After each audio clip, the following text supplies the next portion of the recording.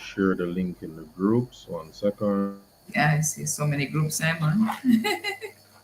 Yeah, we have a pretty large community. So I see a few people coming on. Yes, I was saying we have a community with over 2,000 people on Really? Telegram. Yes, yes. Wow. Almost 8,000 followers on Twitter. So Oh, it's that's growing. impressive. Yes.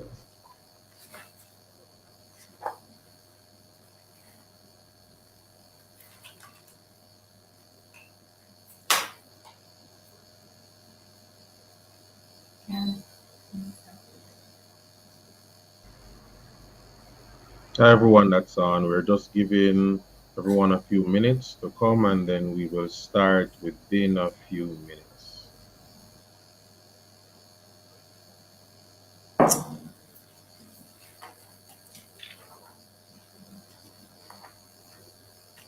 So how often you do these, Simon?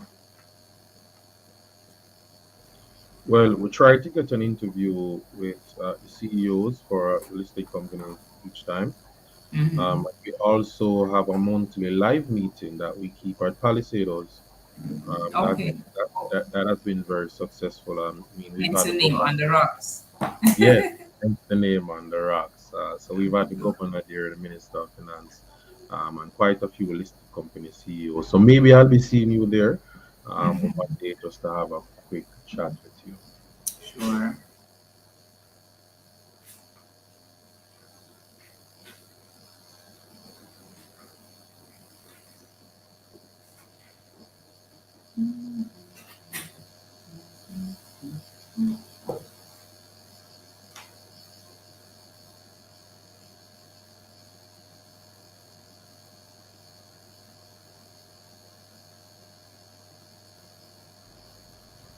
All right, so let's get started while everyone files into the hall.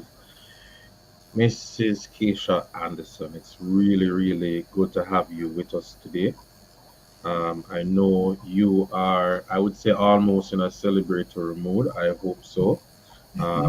We will be asking you questions about the offer today, but particularly, I believe that we want to have a better understanding of the CEO.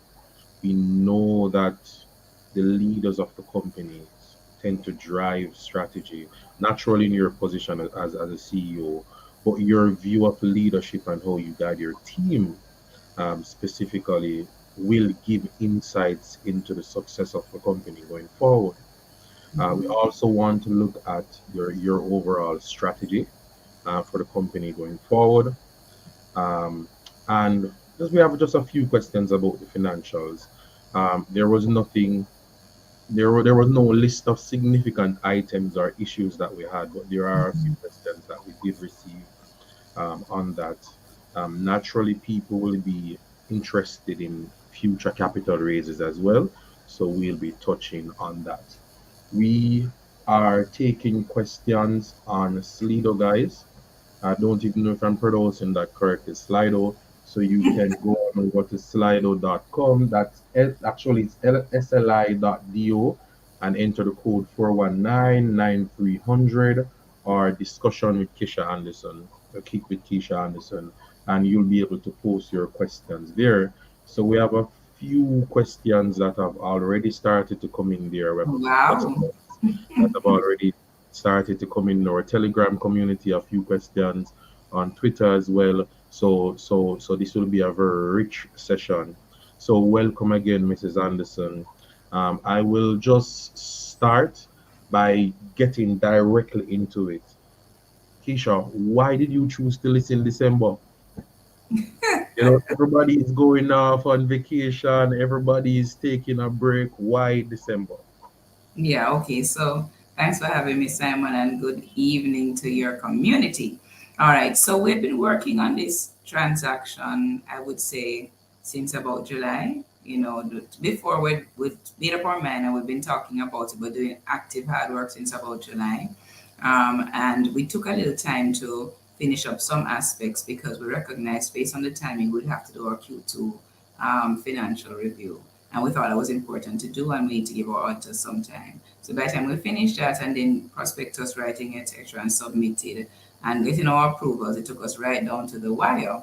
And to be honest, we had conversations about do we wait now or do we go January? And it's a very practical thing, Simon, because our third quarter ended in November. And if we never went now and started to go to January, push the line too close to, and we'd have to then get our quarter three results ready, and we'd have to start over the process again in terms of including that in the prospectus. So it was really just a practical reason. Go now, but the very first week in January, which would have been the 3rd of January, the first working day, wouldn't have made a big difference. So we said, let's just go now. Plus, we think we have something good to sell. It's a good time. People can get into the Christmas bonus. They can decide that rather than spend it and don't know where it's going, they can invest it in Image Plus Consultants Limited. All right. So what I'm hearing from Keisha is that there are a few strategies in place. One, the market has a time period, or the stock exchange has a time period within which if you list in that period, you have to provide the financials for your last quarter. So you want it to beat that, and you want it to get everybody's Christmas bonus and get that 400 odd million and hopefully go above 2, 3, 4 billion dollars collected. So certainly Mhm. there was some strategic influence there. Mhm. What influenced your decision though to keep it open for more than 1 week? Was it the same set of factors You mean to around keep the it, to Christmas keep it period? open or to actually to put it out? From the to put out the prospectus and up to the actual open date, Yeah, what okay. what influenced that? Companies usually give about a week and then that's it. Yeah, so you made a point earlier when you saying Christmas because we recognize that the market kind of activity and people's thoughts kind of wander towards Christmas, family dinner party, eating up and that kind of thing by about today into tomorrow. So we figured we'd give some time, people would have a chance to ruminate about it over the Christmas holiday, and we open on the first working day after that before the new year. So figure the more time the better, 'cause we'll give people time, despite the distraction, to have Okay. a look at the prospectus and make a decision. Okay. So your intention is to stay open until is to close on the actual date, which is the 11th, which is in the prospectus. Simon, you can guide your community because you know how these things work. In that, I mean, the truth of the matter is you have to be very careful because you don't want to frustrate potential investors. Hmm. Um, the, as the prospectus says, we have the right to close it before. And we have to really look at the take up because if it's going to get to the point where people get so little bit of what they applied for, people are going to leave frustrated. So I can't say we'll be looking into the crystal ball that you and I don't have.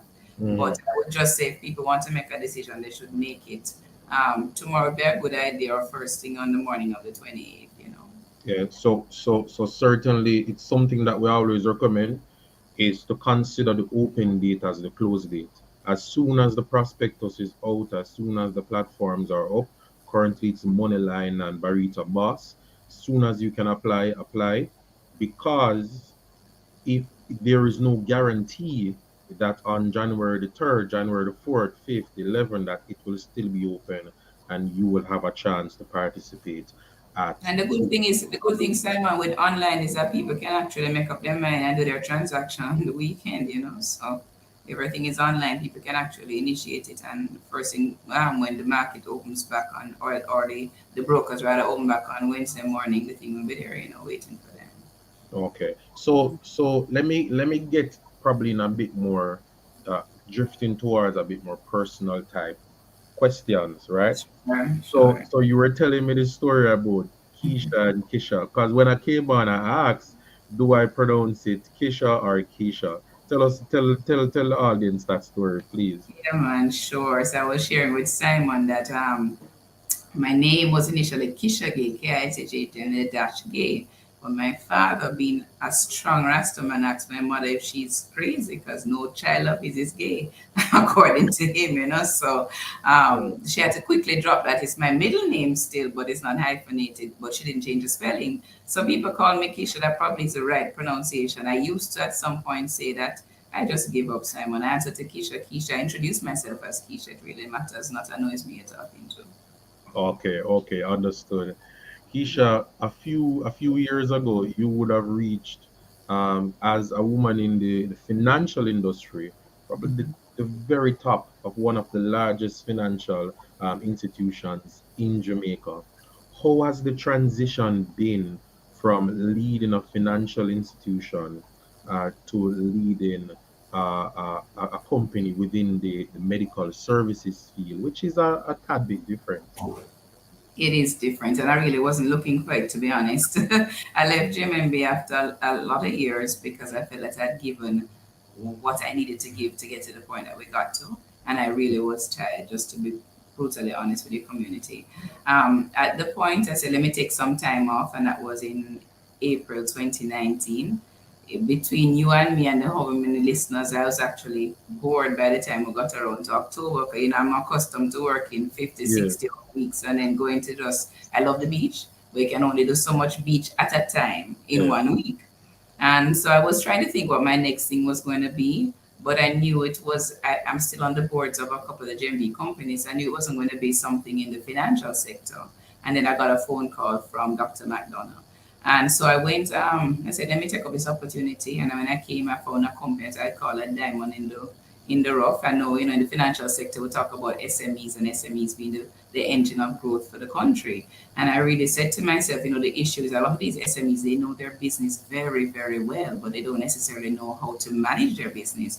And we talk about giving them different tools and that kind of thing. But I think sometimes the best way to learn is to actually have somebody model it and do it. And so when she asked me, I said, okay, I'll consider it for a while. And I came, I saw opportunity and I saw what it could be. And the purpose and the mission of the company is something that resonates with me, making a difference in healthcare.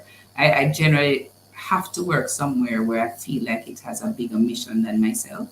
I tell people all the time, it sounds a little crazy. I don't necessarily work for money, but purpose is important and how you impact people's lives. And I said, so because the transition is around a mission that is bigger than myself, it was easy. I just had to learn and associate with the right people to kind of fill in the gaps I would have been missing around the particular specifications of the field. So it hasn't actually been very hard. Have been very opening and welcoming, and I think I'm a good overall general manager, and so therefore it was easy to apply my skills to this work. okay.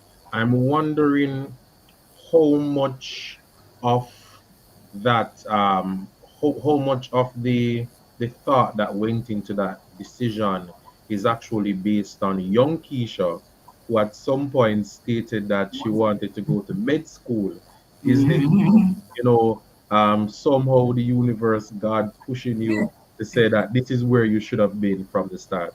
I don't know if all your life experiences matter. And the funny thing though is that when they call me doctor now, or even the doctors call me doctor, the language and the jargon is not very distant to me. But the young Keisha wanted to make a difference, and so the older Keisha now feels that in all her choices and her career so far, she has made that difference. You touched on an important point, that I kind of want to explore a bit more. Sure. It has been said that because medical professionals go to school to do medicine, they spend their entire time, a very long time, specializing in exactly what they do. When it Hmm. comes on to the business side of medicine, not many professionals can tackle both, can do both. For you, how have you navigated being more of a manager and a people allocator within a sector within the medical services field? How has it been for you, and do you is it something that you would recommend medical professionals as well? So drifting to another question, to also expose themselves to some form of business training.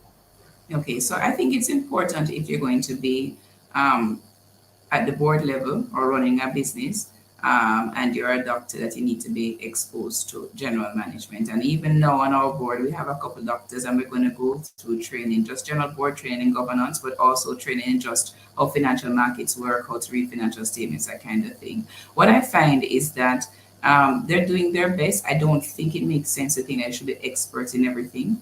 They need to focus on what they're focusing on, hire the experts to help them. I find that sometimes doctors try to take on everything for themselves, and therefore they think, and their growth is limited to what they can actually do in the time they have to do it. So actually partnering with a professional such as myself, I think has made a big difference for this company. I would encourage other doctors to probably think about something like that as well if they want to grow their practice. Okay.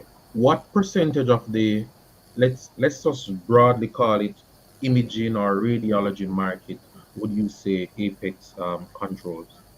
All right, how I look on it, because there's no one regulatory body per se that gathers all the information, and you tend to Mhm. find that medical professionals are insular and very private. But I look on it based on the number of outlets or locations that the imaging facilities have and just the expanse of their reach in terms of the services that they offer. And I would therefore say that there are about three um, of the larger ones that would offer services across more than one parish and offer what they call several modalities. Because they call each of the things a modality. X-rays a modality, ultrasound, CTs, Mhm. MRI scans, that kind of thing. So we are one of three. Um, I would dare to say we are one or two, but I leave that for the time when it gets measured outside of me. And So, then and mhm. you pretty much measure by the number of cases, but that's not yet. The industry is not yet at the point, Simon, where like in the financial sector, we may have groups that get together, like the Jamaica Bankers or the JSD, that kind of thing, that where people come together, players come together to try to lobby, etc., on a collective behalf. That's something that I think the industry could benefit from in the future. But right now, people kind of do their own thing and keep their information private. Okay, okay, understood. Let me take a question from Slido. Sure. Uh, Someone is asking, what's the criteria for being a referral physician? Many referral doctors did not receive a notification Mm-hmm. about the reserve pool. Yes, we've been hearing that quite a bit since we actually said that. So the truth of the matter is, Simon, that we will have doctors that refer to us, some that refer one time for the year, some that refer every couple of years, some that refer maybe once a week, and some that refer to us every single day based on special what we do and what they appreciate about it. The truth of the matter is that the pool, it was not that large. It's 42, just over 42 million shares in the pool. And so if you think about, if we had over 300 doctors, which we have over 300 doctors that refer at least 30 cases to us a year, then the spread is not that much in terms of how much we can give. So we started with that group of them. Most of them have taken up the offer that we gave them. What we've been doing, if other persons have called and said, boy, I referred to you, I haven't gotten an offer, we have been noting the names, but truthfully, the allocation is finished. Maybe it was a noble mission with just not enough shares to allocate. Because in the offer, you had to limit how much of it you could Yeah, actually make reserved. So it no longer is a public offer, it becomes a kind of private placement. understood. So perhaps it was that we didn't have enough to allocate, and we really I have been just trying to note the names of those persons for any kind of future offers, and to really thank them and encourage them to apply in the general pool. Understood. Mhm. When junior market companies list, um, the stock exchange has a requirement for a mentor. In reviewing your prospectus, I didn't see one explicitly identified. Which one of the directors are expected to be the junior market mentor for IPCL? Okay, so Carolyn Da Costa is an approved mentor, the stock exchange. Mm. Initially, we were going to approach it that since she was a director, they wouldn't have to explicitly apply for her to be a mentor. But I suspect, based on our discussion with the stock exchange, that once we are successful, have a successful listing, then we will actually name her director and mentor. Okay, excellent. I see you are just getting a few comments on YouTube that you seem to be the preferred choice. And as your prospectors would have stated, you're in locations that have high relative foot traffic. So that certainly helps as well. Yeah, and Simon, over the years, I've been privileged. We have doctors who have been working at this thing for a very long time, radiologists who have been with the company from the start, and we have some who just joined us within the last 10 years. And so I think we have a good mix in terms of the expertise. And one thing that we hear over and over again is the quality of our reports are unmatched. The quality of our reports. We may have an issue. Sometimes people say, "Oh, I'm supposed to get my report back within a certain time, turnaround time, and I'm delayed by a couple of hours or a Mhm. day." But the quality of our reports and the consistency and the fact that our radiologists are easily accessible. So what happened? Your primary doctor refers you. And if they want to have a quick chat with the radiologist, or the radiologist sees something and they want to talk to him about, even though the formal report will come, they pick up the phone and call, and you can always get a radiologist at Apex Radiology. So it makes a difference to the service that we offer. Excellent. No, we spoke about competitors. In the prospectus, you actually stated a few. You have them by the amount of branches and the services that they offer. Realize that there are a few on that list that are relatively small compared to Apex. Do you see possible consolidation in the industry, or let me just say, for the benefit of the viewers, would Apex be willing to acquire smaller competitors within this space? I think the answer is definitely that we're willing to look. The space has the opportunity for some consolidation. You know, I say to people all the time, there is a pride of place in having your own, but there is also a practical and rewarding experience in being a part of a larger pie. You know, so you can be the kingdom of your own, the king of your own domain, or you can become a piece of another domain, and the actual value to you is greater. So it's a great opportunity, and we're willing to look.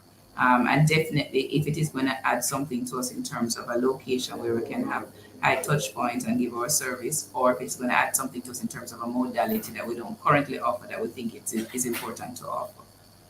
As I always say, to my on the professional side prospective clients, it's better to have a small part of a very big thing than a big part of a very small thing. But of course, not everybody is willing to give up ownership of that of their own company. Now, there is, boy, I've gotten this question many times, and I think you know which question I'm asking. I wanna guess something to do with the price. Yes, yes. So the last couple IPOs have have kind of spoiled investors. They came Mm-hmm. at $1. And why investors like the $1 is because it's very easy to calculate. If it goes up back to 150, I gain 50%. It's very easy to understand and put out there. Why did Image Plus choose $2? And does this affect the value of the company at all?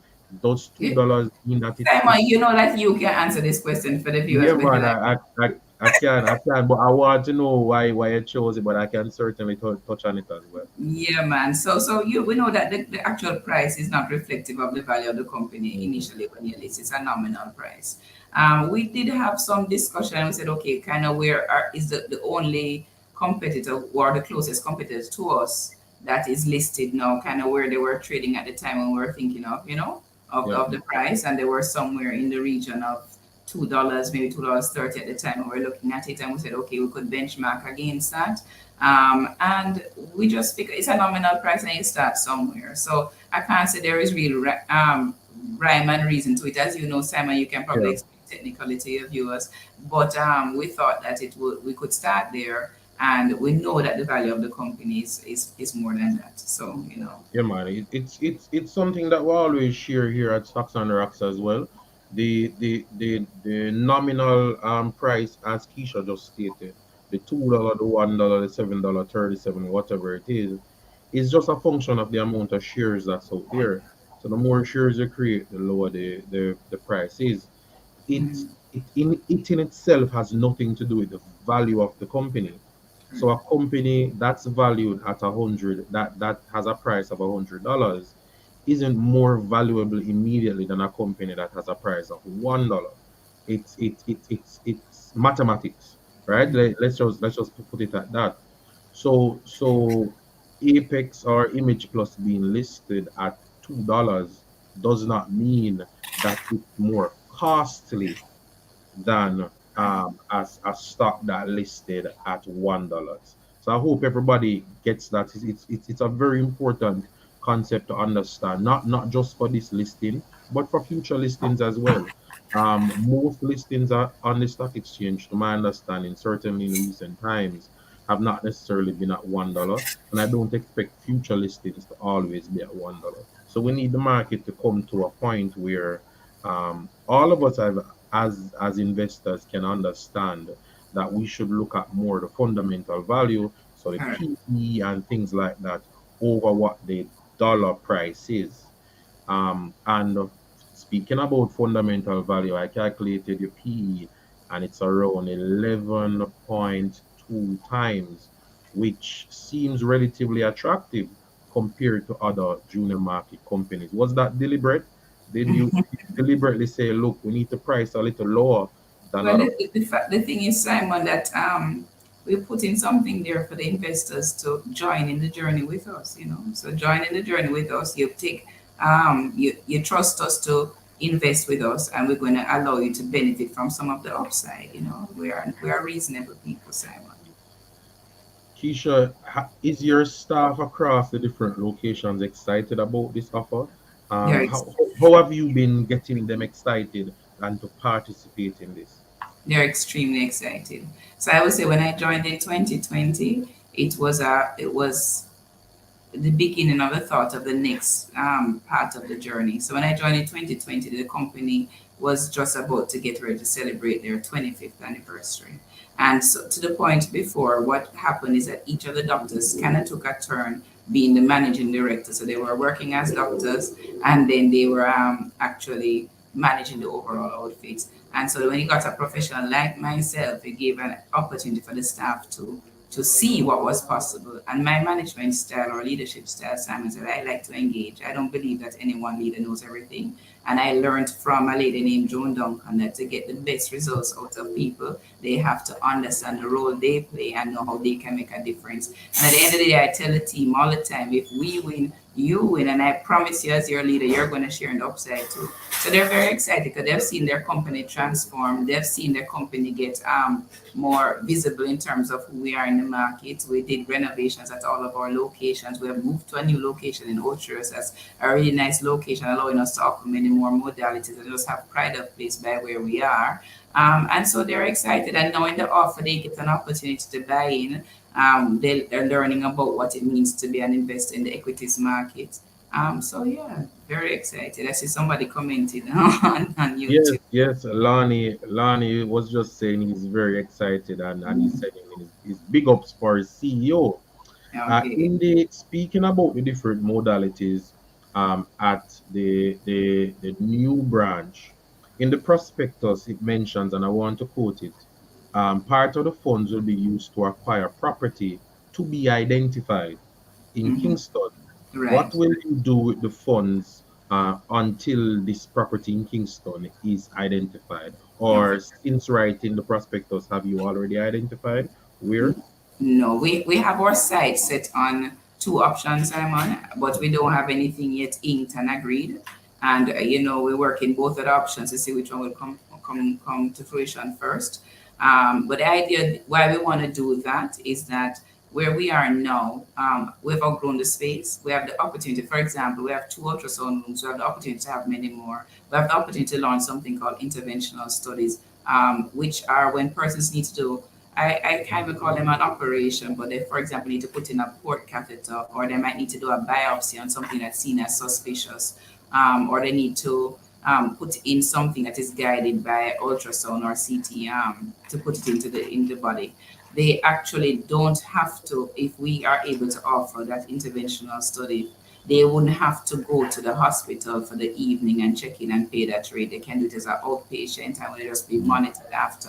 We need to set up a proper interventional suite. We don't have the space for that. We want to, we offer nuclear medicine services and scans, and we actually would love to be able to get a new unit and expand. We just don't have the space to put that unit based on the size of the unit. So we really have outgrown the space. We want to have a better space for persons to wait when they come with their loved ones or when they come to do their own procedures. So we want to put ourselves in a new space where we can actually offer more of the same and offer brand new modalities. The money, I think, will not be waiting too long because the intention is that one of the two things that we're pursuing should come to fruition before the start of our new financial year. Even if it's just the start of a new financial year would be in March of 2023. I'm not seeing Simon anymore. Did I lose you or did you lose me? Simon?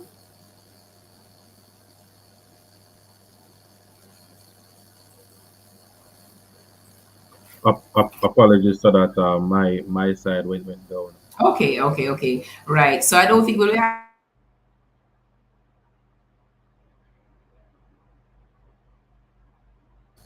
on this for too long, needing to invest the money. Um, you're back Okay. now? You're back now? Yeah, man, yeah, man, yeah, man. I'm Okay. here now. So Right. effectively, And also, Simon, because that is one of the things that we're going to do. Obviously, this raise alone wouldn't allow us to do that in totality, because remember now it depends on if we buy something that is already built or something we have to build, and it would take some time, and then we'd have to outfit it with equipment. But the second use of the funds that we're going to do is we're going to pursue putting in MRI services in our Utrecht location, as well as mammography services.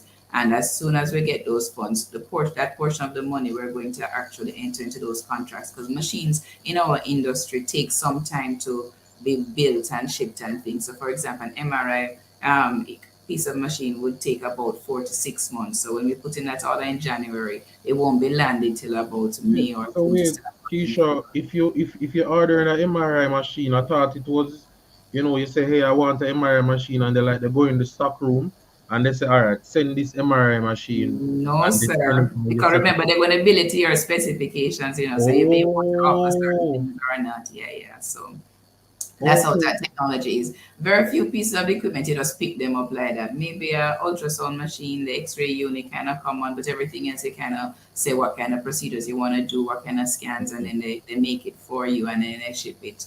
And most of these pieces of equipment don't come from the US; they come out of Germany or other places like that. So My understanding as well is that the aging of the equipment in this industry in particular is important. mhm. Um, how close is your equipment to the end of its useful life? Because I Yeah. know at that point you will have a big capital spend to replace them. Yeah. So what you find is happening now with the technology is that they don't replace the hardware parts; it's the software. So if you have the newer technology, which we have, the parts are, it's not the hardware you're replacing, the upgrades to the software. And our most of our units, with the exception of our X-ray units, are newer units, meaning that they would be within 10 years either brand new or refurbished. So we don't have a concern that we'll have to do a lot of capital outlay, because since I've come, I've ensured that we have a rigorous, proactive servicing plan for all the equipment. And we have, as I said, the larger pieces of things that are more sensitive, or CT machines, etc., are all within 10 years. Some being units that I have procured since I came in 2020. Okay. Will you be expanding the and I learned a new part of what you're saying, modalities to other locations such as Molines that doesn't necessarily have all I believe 4 or 5 modalities that you offer. All right. So, Simon, you know that business is all practical. You have to know your market, know your value proposition, know where you are, know who you're serving. So, in Mullines, in the heart of halfway tree, is a central point, but who we're serving here for the most part is the typical Jamaican who walks to get here or takes public transport. The procedures that they need from this location would be more like our x-rays and our ultrasounds as we have now. And what would be a very good addition to it is a mammography. So based on that, that's what we're looking to put here. We have CT offerings both on Hope Road and at Winchester.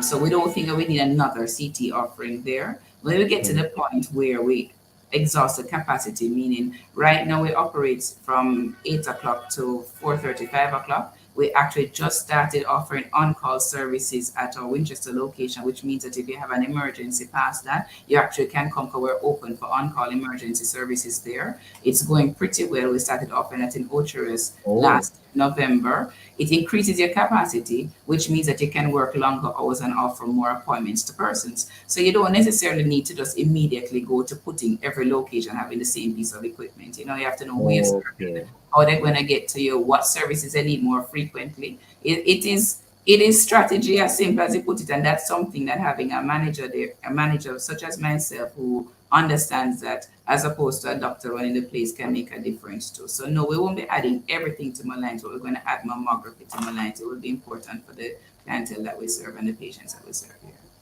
On call is an interesting model because my understanding is that there's no set 9 to 5 to do these procedures. I mean, if someone goes to a facility 3 o'clock in the morning and they absolutely need an X-ray from the procedure. They need the X-ray, and if it's not working at the hospital, then they'd have to lean on private facilities, such as yours. So what you're saying is that there's somebody sitting at this location, or there's a team that is on call. Yes. Yeah, man. That So what we do now is that there's somebody, we have customer service sitting at the location, we have the radiologist on call to read the report immediately. And so we have that now. What we started with, both in Ultras and in Kingston, how we do it is that Monday to Thursday, it's up to midnight. You find that you get very few demand for services after midnight. And then on Fridays to the weekend, we Jamaican people, you need the X-ray for go out and we drive too bad, unfortunately. Or we drink a little too much, so we have to fall down and do an X-ray after that. And we offer Mhm. CT services. It also actually helps in the public sector because what you find, the realities in Jamaica, you have to be very practical. We don't have enough ambulances, so they don't have enough time to carry every patient in the daytime to go somewhere to get the test done. So a Mhm. lot of the time, the on-call public sector ambulances then can take the patients to the facility. They get a faster diagnosis, frees up the bed space in the hospital faster. When you offer that. So that's what we do now. Okay, thanks for that, Keisha. I want to take two questions from Slido. The first one, well, this question is actually both on YouTube and Slido. What Okay. is the nature of the relationship between Apex Radiology, Apex Healthcare Associates, and Apex Pharmacy? Okay, they're completely independent companies. So what Really? you will find, yes, so what you'll find is that sometimes doctors come together and say, okay, I'm going to put. So here at Mullines, they had Apex Healthcare, my understanding, Apex Pharmacy prior to, and they say, okay, it would be good here. We need a lab. They had a lab. Then we also need to have imaging services, and they approached a colleague, which at the time was Dr. McDonough, about offering. So because we're all in this location for ease of association, at the time the company adopted the name, even though they're Image Plus consultants from the start, adopted the name Apex X-ray and Ultrasound. And then over time, that trade name changed to Apex Radiology. So they're completely managed, owned, and Oh. operated separately. They're not the same entity at all. So Keisha, who owns the intellectual property for Apex then? Because I go to Mullines, I've used Apex Radiology before, and when I go downstairs to Apex Pharmacy, I think I'm using the same Apex. Yeah, so we registered our name Apex Radiology and trademark it. That's it in progress now. Because when you're gonna go public and you work with people like Hackney or Head Factor, they're gonna make sure that you have all those bases covered. Hmm. Hmm. Yes, so we're just actually doing that work around our name Apex Radiology. Okay, so Apex Radiology, Apex Healthcare, and Apex Pharmacy are trading under different owners, very And they're separate. very separate entities, very separate ownership structures. Mhm. Okay, okay, understood. And I guess that's why, well, that leads to a question that I probably should have asked before. So I saw Mhm. Image Plus Consultants Limited trading as Apex Radiology. So the Mhm. trading as Apex Radiology is just hey, we are also called Apex type of thing. Yeah, well, and because that is the branding that was out there and that people knew, Oh, you know. So so Apex Radiology is the brand that people would be familiar with. So correct. I hope Well, we had to do something, Simon. We had to associate, and do with our advertising, even for the IPO, that IPCL equals Apex Radiology because people wouldn't have known the symbols IPCL prior. is that why the ticker is going to be IPCL and not Apex? Yeah, I mean, it really could be Apex. There's really no reason stopping it, but just because our name is Image Plus Consultants Limited, we decided to make that our ticker.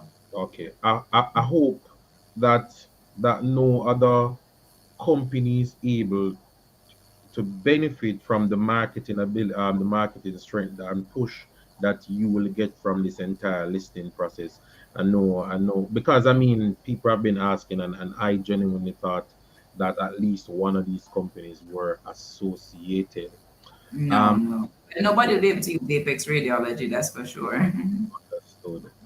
Are there any other niches within the industry or new industry segments that Image Plus is interested in at the moment and that you see yourself going in? When you say segment, Simon, what do you mean? Let me see if I understand. So currently you do different modalities within the imaging space. Do you Yes. see yourself drifting into other medical type services? So you mentioned you would be going into you said interventional medicine. Studies. Yeah, interventional studies. So interventional studies. Is there Yes. any other aspect of the medical services industry that you would see Image Plus entering into? So, for example, medical supplies, things like that. All right. So there, I'll answer that question two ways. One, when we look on our the whole delivery chain, it would be great if we could seek some of the more expensive things that we use ourselves. So some of the more expensive imaging Mm, and medical supplies ourselves. And so that would be something I would explore. There's something I call contrast that's used in all our CT studies, and that's a very expensive thing. If we are able to do that, we may be even able to hold our prices and not increase over time as things increase. Apart from that, and which would just be a part of our whole delivery chain, there is opportunity to package your services a little differently. We see that we have quite a few patients that fly from other places in the Caribbean where they don't offer nuclear studies and things like that to come to us here in Jamaica. So medical tourism, we see ourselves having a part to play in that and packaging our services there. So the future is bright, Simon. The opportunities are endless now that we have the routine. If you look at in the prospectus, you'd see a part of what has driven our growth so far in revenue is the number of cases that we're able to do. So because we maintain our machine uptime by either having the units properly serviced or replacing all units where we need to, and we have done that. And because we're looking at how we do our bookings to ensure that the productivity is there. I mean, we sent a team courtesy of Siemens and DISS, who's our partner for supply of the machines, to the Dominican Republic. And they're looking at simple as how you change out the room, how you prepare your carts with things that you're going to use for the next patient to actually reduce the time to have a patient not on the bed, you know. So we're doing that and we're learning there too. We're looking at our bookings and we're learning there too in terms of our guidelines and prep for patients. And what that does that when you have those routine things down pat, you're able to then expand and start thinking of other things that you can offer. mhm. And so that's what we're looking for the next 25 years of this company. The future is bright, the market is ripe, consolidation is possible, opportunities abound. Understood. And I like that you started to drift into the financials because we do have a few questions around that. Hmm. So what for the financial year in the 2022 and your financial year ends in February. So Right. technically you are in the 2023 financial year. But for Yes. 2022, what drove that increase in revenues? Was it just what you mentioned a while ago, which is less downtime, more uptime, better turnover of patients off the beds? Yes. So when I got here in 2020, what I found is that we had, in particular, at one of our locations, our CT machine was given a lot of challenges. I was able to show the board that investing in a new machine actually would pay for itself in under 3 years. And Mm, so because of that, then we have a lot more uptime for CT services, for example, at that location. And so you see, we're able to do more patients because we don't have downtime. We looked at how we did our bookings, so we're able to do more bookings per day. And then by expanding the services, for example, at some of our locations like Outros with on call, then we can push how many more cases that you do per day. We look at our prices every year, but we try because we're in the medical field and we believe the mission is not just about focusing on the money, although the money comes when you do the right thing. I find yeah. we try not to price our services outside of the reach of our patients in Jamaica.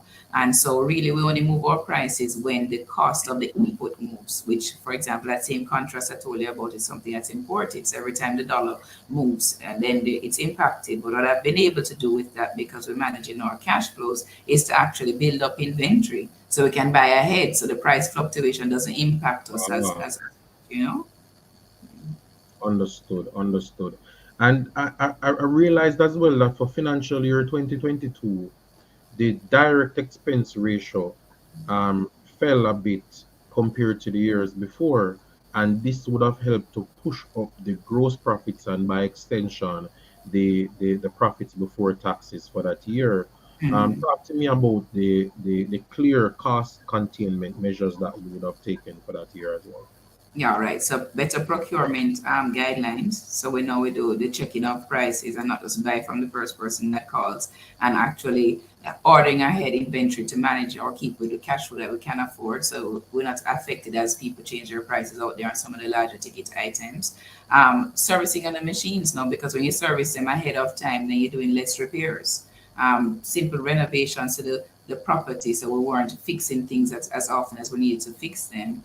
Mm-hmm. um, Managing our expenses or utility costs, that kind of thing. Very basic things, Simon, that I mean, if you're working as a doctor every day, you just don't have the time to think about, and working with the team. And the other thing to Simon, when you engage the team enough, they have given them, believe it or not, just like in the financial sector, they have targets for the number of cases that we're trying to do per day. We have targets around the experience that we want the patients to have. And we have targets around expenses. So they're going to make sure that the things that we need to contain in terms of costs that they're actively working, because everybody knows, they know what we're making per location, they know what the company makes, they know how they can play a role in that, what they can do, and so they own it just as much as I do. So it's not a situation where the boss have to say this, they own it, and then they know that if they manage these costs along with me, Mm-hmm. knowing the major things that you can do, then at the end of the year when it comes to performance appraisal time, then I know that can be something in the kitty for them, because we're managing Okay. ourselves and we can actually pay a performance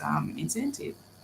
And I think that given that employees have their own reserved pool now, this gives them additional buy-in to the company. So Oh, but they know they have more skin in the game because they own the company too. Everybody yeah. wants dividends, Mm, Simon. mm. Keisha, is it fair to say that then, well, financial companies focus a lot on what we call the efficiency ratio, how Mm, we track, how we maintain costs relative to the amount of income that we make.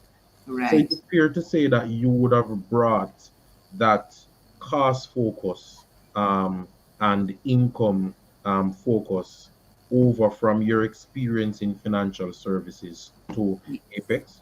Yes, I can say unreservedly. And I was managing both at the same time. How do I grow the revenues through the things that we spoke about earlier? And at the same time, how do I manage the cost? But not manage the cost to the point where it impact growing the revenues, which sometimes I think that's what the company may have been doing before, because they weren't seeing that by investing in some of the things that would actually pay off in the long run. So definitely I think so, Simon. Okay. Keisha, receivables. It Yeah. seems like in this industry, there is a natural challenge with not just giving the services, but actually getting cash back for those services from the public sector, from the government, and from insurance companies as well. Hmm. Looking at your historical balance sheet, we have seen where trade receivables have been increasing. So they moved from about $13 million dollars in 2018 to end 2022 at about $139 million. Matter of fact, Hmm. some of that would have been impaired for lack of a better word. Right there, it's some of that would have been written off in the past. What measures have you put in place to manage this receivables? Can I call it an issue?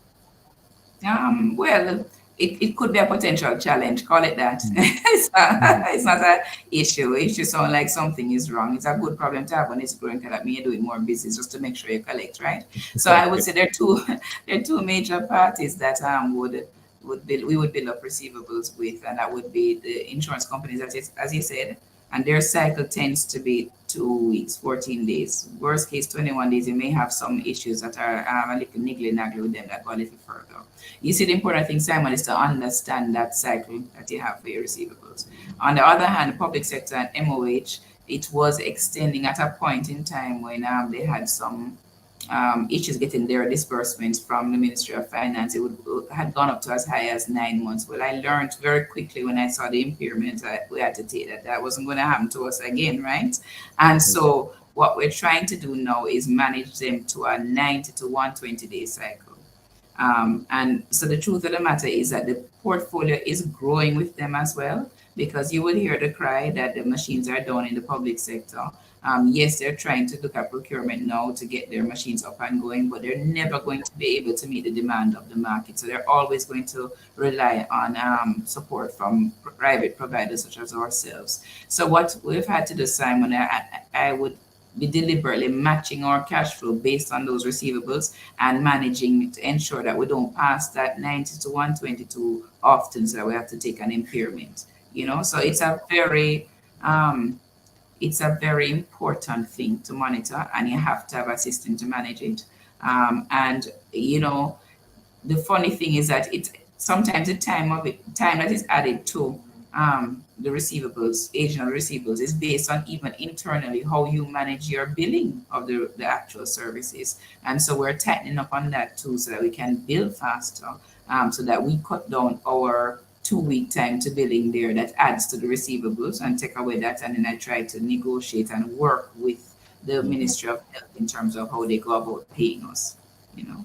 And what And you find sometimes they would actually be paying some of the invoices, but not necessarily paying the older ones first, because there's a whole process of verifying with the hospitals and the oh, so it's services for. not a first in, first out thing. Without getting too much into the weeds, without getting too much into the weeds, when we Mhm. deliver services, the hospitals have to verify that they actually receive that service. And sometimes you might have one hospital faster than the other. So even though you gave one hospital the service months ago, they take a little Oh, longer to verify.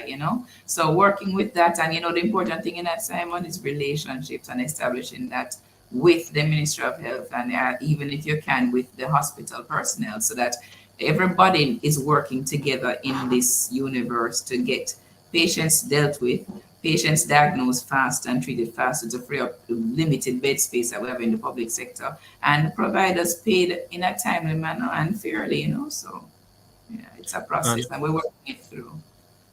just for the benefit of our audience as well, when we're speaking about receivables here, for example, if you go in for a procedure and that's being paid in part, and there's co-pay for insurance, or even full pay from your insurance side, effectively you get the service from Apex, and the insurer promises to pay Apex or Image Plus at some point in the future. So those are monies that are to be collected, even though Image Plus has already given the service. They gave you your report within 48 hours, and you've gone on.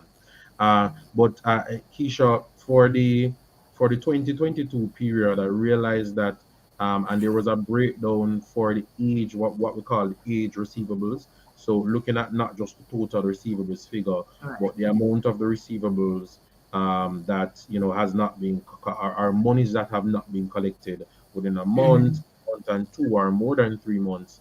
And I realized that there has been a general trend in the more than 3 months, a general increase over the period. So in 2018, receivables that have been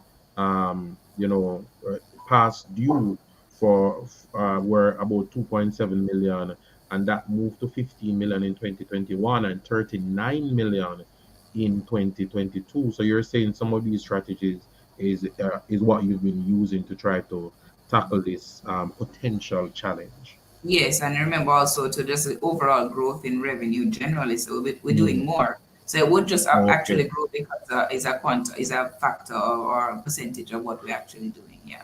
Okay, understood, understood. So because your revenues would have moved from, for example, 352 million in 2018 to almost 800 million in 2022, then naturally the amount of money that you have to collect Correct. grows with that as well.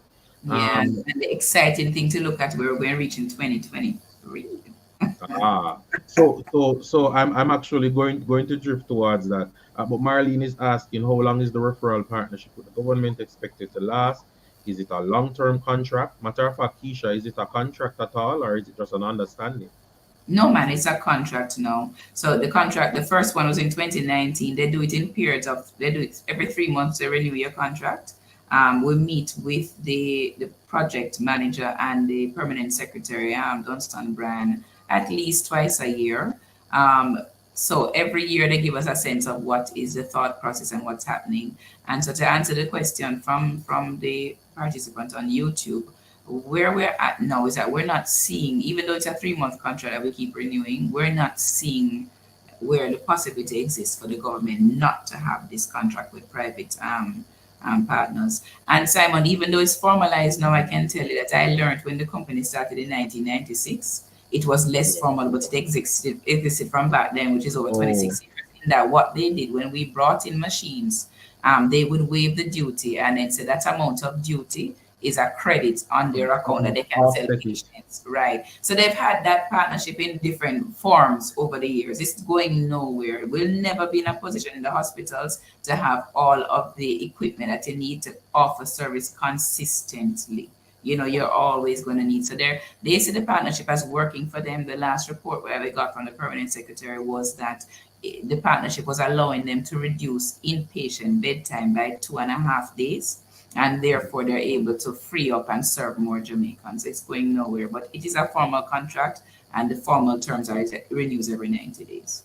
Okay, I want to take a break from the financial questions to hear this one. Will those eligible for the reserve pool be able to receive more shares than are allotted to them if others don't take up their allotment? I think you mean from the reserve pool. Yes. Okay, so far, I mean, I don't think we're going to have that challenge because everybody seems to be taking up their allotment. But as the prospectus says, if there are any shares left in the reserve pool after we close, then it will go into the general pool for allocation. Boy, no, I'm wishing that I was a referring doctor. But if I knew about this before, I would have sent over some people, man. But that's okay. Or For you your could have 20. been a supplier of services, 'cause they got allocation But I too. mean, boy, I'll just wait for and this is going into my next question. So I see that you have an associate company which is Winchester MRI, which Yes. you have you offer your services um through that branch as well. Um, do you are you in a position to say if Winchester MRI has any intention to sell the rest of the 70% to Image Plus for cash and shares, or is Winchester MRI looking to list soon as well? Boy, I can't speak for Winchester MRI, no, Simon. I can't speak for them, but what I can speak for Image Plus is to say that if they wanted to sell some more, we would consider All buying. right, excellent. So Winchester MRI, you heard that here first. Sell the other 70%, man. Now, Kisha, you've been doing very well for the 2023 financial year. Your Mm, 6 month financials, the trailing here, guys, just means over the past 4 quarters or over the past mm, 12 months is at mm, $220 million on a profit for profit before taxes. I mm, mean, the numbers are looking very well. I believe that on as it compares to the year before, you would have already beaten your full year profit before tax by almost 100%. I believe it's about 95%. mm-hmm. Can we expect this performance to continue over the next few quarters? Yes, you know what they must say. I must say first, historical performance is not a guarantee of future performance. I must say that, right? Mm. But Yeah, yeah. the performance is looking good for the third quarter. The trend continues, and I don't. I tell people all the time, and I tell the team members here, and I don't expect to stand up at no AGM and explain to anybody why nothing is not working. So they're going to work to make me look good too. So yes, Okay. performance should continue. All the things that drive performance continue in that our case count continues to grow. If we continue the same trajectory, we're going to be in excess of 55,000 cases for the year, when last year we were at 47,000 cases and the year before 40 something thousand as well. So that continues. In terms of the management of the receivables, all the strategies I spoke to about are continuing to be in place. And with the increase of services through on-call services in Kingston now, with Mhm. addition with the money that we intend to raise here now, of offering new modalities MRI and offering more modalities in the existing locations, the trend should definitely continue, Simon. There's nothing I can foresee that would say that we're not going to continue in that direction. Okay, thank you for that. And Our time is running down, so let me just quickly ask the last few questions that we have. So, firstly, a statement from me: your return on average assets is 22%, which is for anybody that is aware of financial metrics, that's extremely good. That number is usually in single digits. Your return on average equity is 40%. The amount of debt that you have in the company compared to equity is, I believe, below 35%. And certainly after you raise this 496 million and that is added to equity, that will go down significantly more. As it pertains to future capital raises, so since you're going to be in a position where you already have a lot of equity, do you expect to be raising debt soon, particularly within this interest rate environment? Is debt attractive to you now? Well, we are working closely with our arranger. So we're working with Carl Townsend and that team at Mhm. JMB Capital Markets, which I have to really give them kudos for knowing how to work with SMEs.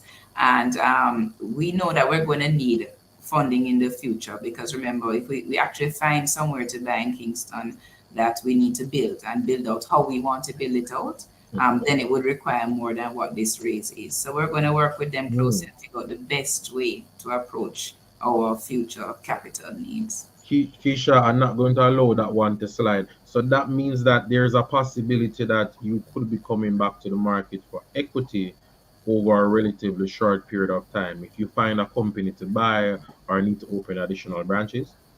If we have a good value proposition to share with our shareholders and tell them why, and if Mhm. my advisors at JMB Capital Markets tell me that's the way to go, Simon, that's the way to go. Excellent. And I guess the final question from me that I have here. And guys, remember you can always post your questions in the chat. I would have started to collect questions from before. So we really already had an extensive list. But what were some of the drivers, or what are some of the drivers behind the growth over the 6 months? Because the growth over your 6 months, 2023, has been precipitous compared to previous years, even in 2022 when there was already a sharp increase. Is it that you are refining that cost containment income growth strategy more and more, and that has given you benefits for 2023? Yes, Simon. The business model is very simple, once you have those levers in place. And so now you're getting the full impact of it, and so we just continue. We You continue, know, same strategy. I have a newbie question, and I know there are members of your Image Plus team here. I've always wondered the nature of radiology is that there may be um, exposure to some form of I'm a businessman. I don't even know the science terms to ask. There may Radiation, Yes, there, Simon. there may be exposure to some form of radiation. How do you typically contain this, or is it that the machines are built to contain it? I've always wondered. Yeah, man. So the machine, I mean, there is exposure, even though how the machines are built, which are built in a way to, if used safely and properly, guide. Most recently in the industry, there's a new regulator, the HSRA, Hazardous Substance Radiation Authority, and they actually monitor us and ensure that we have the proper guidelines in place and plans in place, and we have a radiation safety officer who is our chief radiographer, which is the head of our technical team, Nicola Beckon Morgan, and she's also the best in the business. But what they do, they actually wear something called TLD badges, Simon, which monitors the level of radiation exposure. And we have to send that to a third party to be independently assessed. And if anybody is within a range of concern, they actually point that out to us, and we have to explore why with that person. But it is well managed because the well-being of our team members is also very important in the industry. And we Okay, give all of that to the new regulator, all that kind of information. And every time we set up a location, they have to go and assess it, that kind of thing. okay. Thank you so much, Keisha. The only question that I see left is so in the prospectus, you would have highlighted that directors' fees, the way those are paid has changed. Yes, I suspect that a part of that is the shareholders themselves were directors, and as such they collected some form of compensation as yes. as owners through their directors' fees. That's how we used to do it, yeah. Yeah. So What that was changed now. Okay, can you share? And I know the prospectus said that you moved to market rates. Can you share what the new directors' fees are? Oh yeah, I mean nothing that is nothing exorbitant. So Mhm. we pay a retainer to our independent directors, and we pay a meeting fee. And our meeting fees for our internal directors are $25,000 per meeting, and for our external directors $40,000 per meeting. And the retainer cost 25,000 US dollars. no Jamaican dollars. Jamaican dollars? Jamaican dollars. Oh, Yeah. oh So it's my. not very, we're not exorbitant and we're not unreasonable. And we know the business that we're in and we want everybody to benefit our shareholders. So if we manage our expenses and we pay reasonable fees based on what we're doing, then we'll have more to pay for dividends and then everybody will benefit.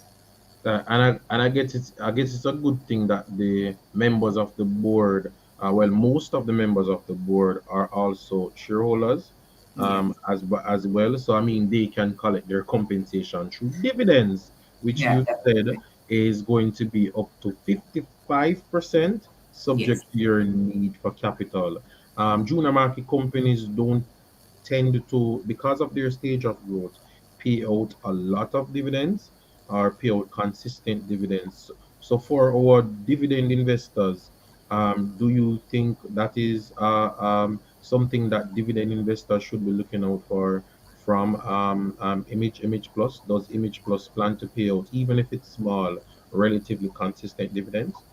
Yes, that's our intention. I remember I have to say again, Simon, past is not a indication of future, but that's our Understood. intention.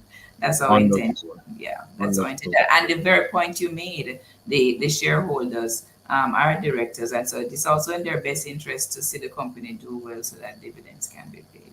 Yeah. So we had a question. Somebody just slid it in. I So, want to slide it in as well, if I and could. let me thank the person Dale Gonzalez, I think that's how I pronounce it, that gave me a compliment. Yeah, Thank you, I man. appreciate it. Big up, Deal. Deal is understanding everything that you're talking about. Well, that's the whole Yeah. point, you know. Yeah. It's only I tell people all the time, I like a joke I have Simon, it's only big trousers people don't talk that people can understand. And my trousers small, slim fit. Understood. My trousers are very small as well. Oh, Keisha, I don't like how low you laugh after that a while ago, But that's okay. So I have a question. Mhm. Oopsie, I lost Simon again. Simon, you're gone.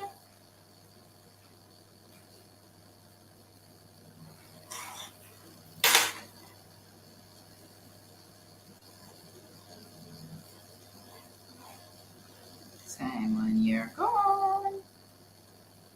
Yes, apologies for that. I'm still here, guys. So final question. Winchester is not profitable. How much influence does Apex have on the management of the company? And does Apex see itself possibly selling its associate stake in Winchester MRI? Yeah, okay. So how that person asked that question and that's a private company. I wonder how they know so much. It's in your prospectus. It's in the audited. Yes, man, I'm troubling you. So, Yeah. Simon, the intention is that every company in our portfolio we want to see, or every thing in our portfolio we want to see performing. So we're going to do our best to contribute to see that company turn around, and thereafter, then the board of that company will have to make a decision on the future for the company. All right. That's a very diplomatic answer and a very good end. What is the truth? I mean, I'm not on that board, so I can't answer for the board. Exactly, no man. I completely understand. And that's a good end to our discussion here. Really did feel like this discussion, Keisha. It was amazing to speak to you about your company. As Dale said, certainly you clearly have a grasp of how the company is makes its money. and the strategy of the company going forward. And certainly, I am personally pushing for this to be a successful listing for you, Thank and you. for all the prospective investors that is there. Remember, guys, I'm not giving you any form of financial advice. Read the prospectus. We did a thread on Twitter just breaking down the. So if you no longer read the 160 odd page document, we have a thread on Twitter that breaks it down for you so you can read the parts that you really care about.